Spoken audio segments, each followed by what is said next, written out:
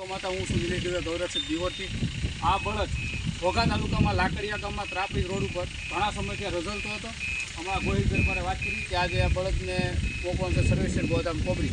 તો આપણે આજે સર્વેશ્વર ગોધામ કોબડી મહંત શ્રી જયદેવચંદ્ર બાપુના આંગણે મૂકવામાં આવશે. તમને કોઈ પણ જગ્યાએ બળદ જોવા મળે તો અમારો કોન્ટેક્ટ જરૂર કરજો અને આ વિડીયો વધુમાં વધુ શેર કરજો. લાઇકનો આપતો હાલ છે પણ શેર જરૂર કરજો. જય ગો માતા, જય દ્વારકાધીશ.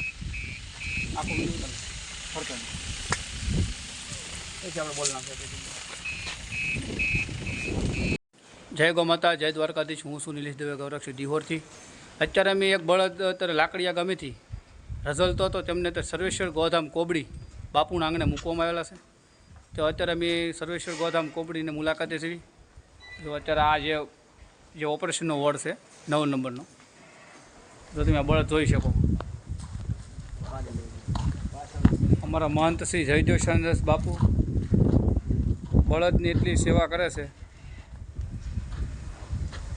જો આ બળદની જો હાલમાં આ બધા જે વધારે પૂરતી બીમાર હાલતમાં હોય છે